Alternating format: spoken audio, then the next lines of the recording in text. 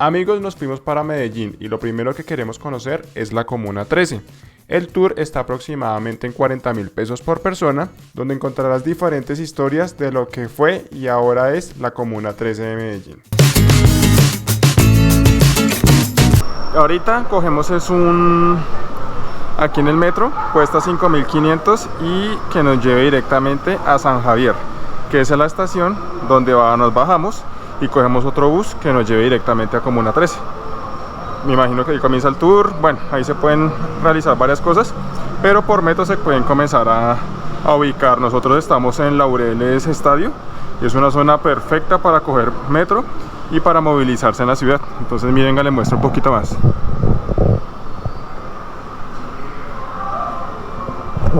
Y este es el metro de Medellín.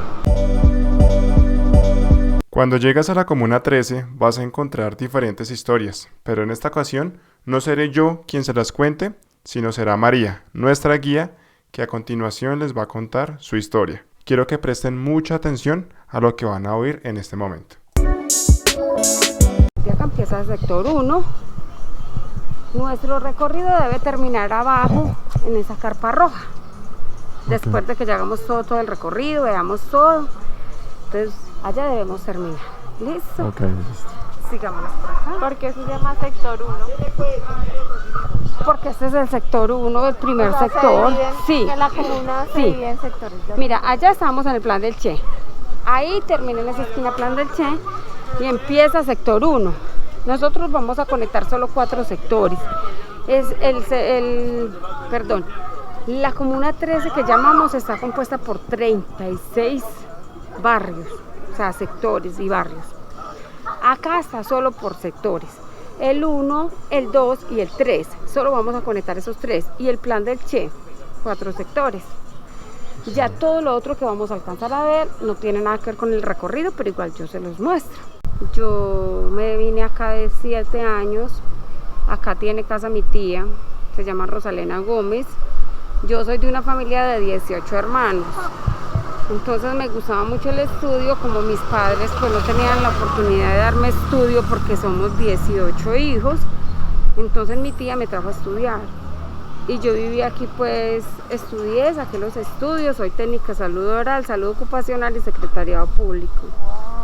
Sino que en ese entonces usted se graduaba de bachillerato, del colegio, pues de la universidad, y usted no tenía oportunidades laborales. Porque éramos de la Comuna 13, usted llegaba a una empresa, mandaba su hoja de vida, yo pasé becada al SENA, porque tenía pues muy buena calidad de estudio, pero me miraban las hojas de vida y me decían: María, tienes una hoja de vida excelente, pero eres de la comuna y no te podemos emplear. Eso pasó aproximadamente unas 25 hojas de vida, tanto que hasta yo ya me desanimé.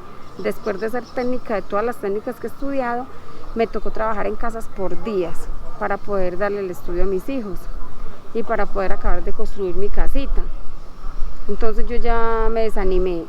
Entré a una parte que el señor era odontólogo particular, tenía consultorios particulares. 3 meses llevaba trabajando con ellos. Ya después de conocer pues de que yo era higienista y todo eso, porque yo ni el tema lo toqué, porque te digo, ya me había desanimado, porque no me daban empleo por ser de la comuna. Le comenté a la señora y me dijo: ¿cómo así, María, que tú eres higienista? Entonces le comentó al esposo. Al otro día él me dijo: María, vaya mañana al consultorio, no venga acá a la casa a trabajar, vaya al consultorio que la voy a ensayar. Ya él vio mi desempeño, porque yo pues toda la vida he sido rápida para hacer todo. Entonces allá estuve 22 años trabajando con ellos. Allá me quedé 22 años en el consultorio. Ya él le dijo: Anita, búscate otra empleada porque lo que soy esta se va conmigo para el consultorio, y ya me quedé allá. Hace 4 años yo renuncié porque tengo una enfermedad que se llama fibromialgia y las piernas no me van a pasar parada todo el día. Y tengo otro pequeño problema. A mí me mataron mi hijo, va a ser 3 años ahora, el 22 de diciembre. Entonces yo quedé con 2 bebés con custodia. Tengo una de 3 años y una de 5. Entonces tampoco me da el tiempo para las bebés y para estar en el consultorio de 6 de la mañana a 6:30 de la tarde. Y acá la historia ha sido bastante dura, o sea, tú acá tenías que refugiarte como se pudiera para evitar que te matara una bala perdida o para evitar que mataran tus hijos. Acá los niños se entrenan desde pequeños porque ellos ya saben, si ellos estaban jugando en la calle en una moto y empezaba la balacera, los niños dejaban lo que hubiera y ellos se metían de una a la casa. Cuando uno sale por ellos ya están adentro, o sea, esa ha sido la vida de los niños de acá. ¿Y qué ha pasado con la problemática acá? No le han dado oportunidad laboral a los jóvenes que estudian, no le dan oportunidad, ni no la ha dado el gobierno, ni no la han dado las empresas, porque si tú te ibas de acá con tu familia, acá nos ataron de pies y manos. Si yo me llevaba a mis hijos de acá para otro barrio, por ser de la Comuna 13, me mataban mis hijos. O mataban a mi esposo, que era muy joven, pues que es bastante joven todavía. Entonces nosotros nos tuvimos que quedar aquí a criar los hijos. Mi hijo murió en el 20 porque se cruzó una frontera, o sea, hasta hace 3 años todo esto era fronteras invisibles. De acá para el 2 no podían pasar, el 2 para acá no podía pasar, ni tampoco los del plan del Che para acá para el 1. Entonces esto ha sido fronteras todo el tiempo. Entonces nos quedaba súper difícil. Por ejemplo, tú no tenías sin un transporte, o salías por el 20 porque ya no podías caminar por Belencito, o cuando se calientan con el 20, como dicen, se calentaron, nos toca por Belencito, si es que podemos pasar por Belencito. Aquí ha habido que buscar salidas por donde Dios nos toca para ir al trabajo. Otra cosa, cuando hubo tanto conflicto acá, que fue en el 2002, en el 2019, lo que fue 2018, 2019, fue muy dura la situación, ya en el 2002, porque ya vinieron paramilitares, aquí ya vinieron paramilitares, que fue cuando se empezó a desaparecer la gente.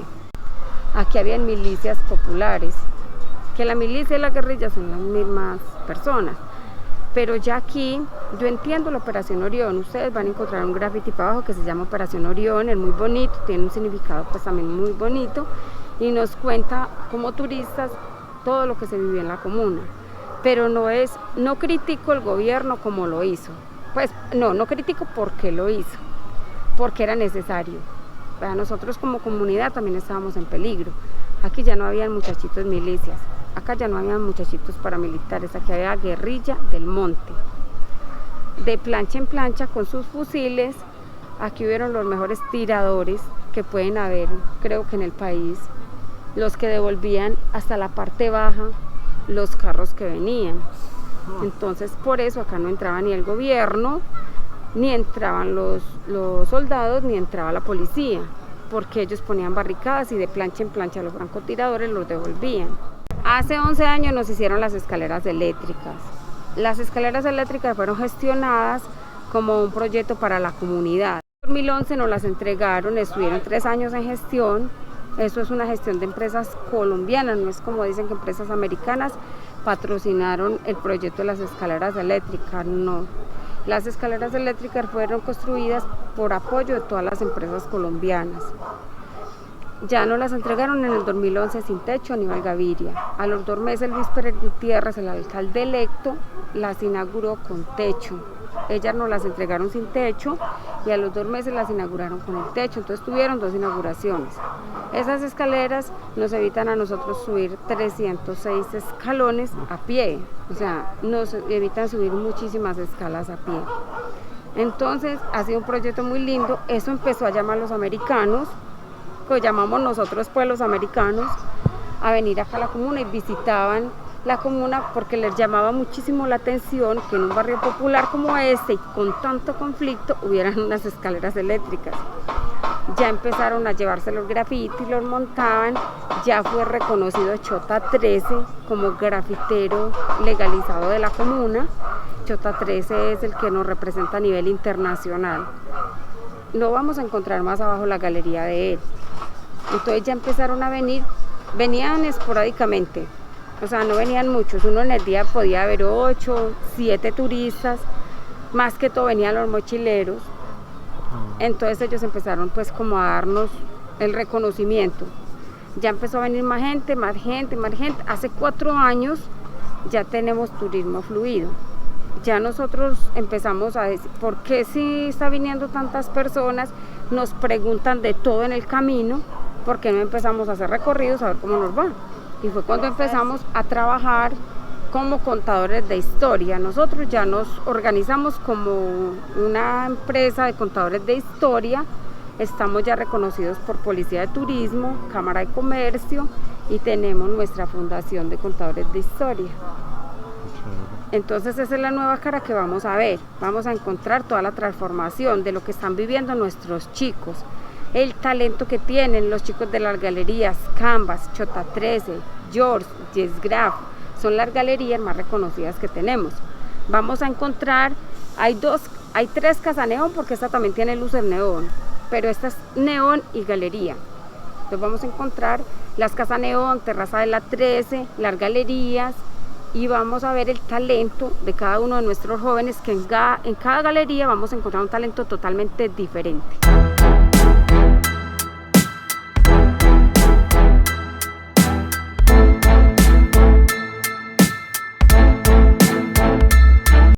Bueno chicos, buenos días, bienvenidos. Nosotros somos Canvas 13, somos una galería llena de mucho color y de arte. Principalmente quiero empezar por este tipo de obra, que es un tipo de obra en tercera dimensión. Fue creada e inspirada por Duffer, uno de los artistas de la Comuna 13, y es el artista principal de la galería. Este tipo de arte se llama Pop Candy, que busca resaltar entre colores fuertes al mismo tiempo vivos un contraste a colores agrisados. Es una obra en tercera dimensión que busca resaltar las expresiones faciales.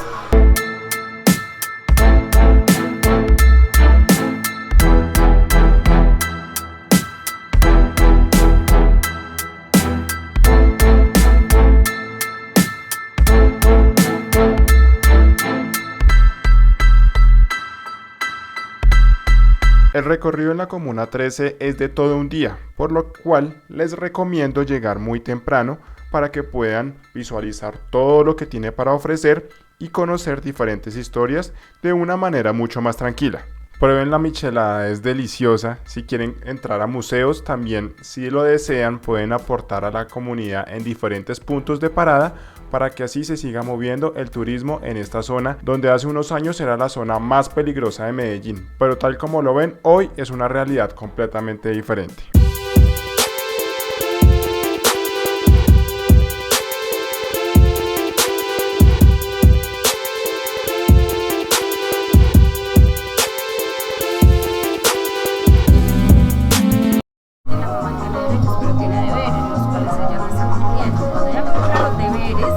Ay, está muy bueno.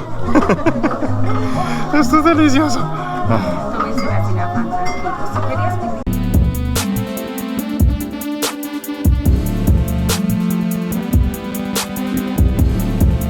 Esto ha cambiado tanto y es una experiencia brutal que deben vivir, deben venir y aprender de lo que ha pasado acá y cómo hoy en día es una historia completamente diferente.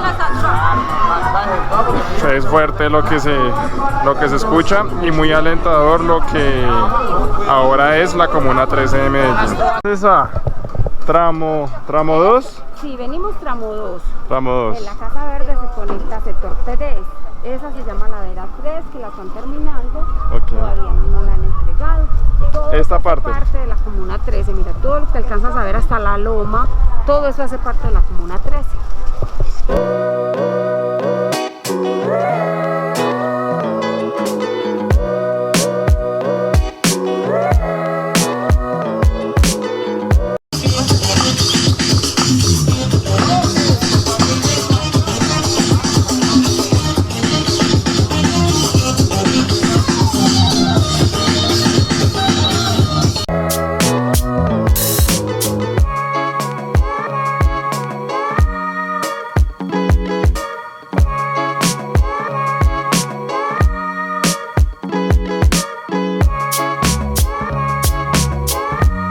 Una opción que pueden tomar mientras recorren como tal la Comuna 13 son las escaleras que María nos contaba, pero les recomiendo que no la utilicen, sino vayan caminando normal, porque a medida que van bajando van a encontrar diferentes museos donde encuentran más arte que pueden comprar, apoyar lo local y conocer historias de otras personas que con sus emprendimientos han logrado cambiar la realidad que se vive en Comuna 13.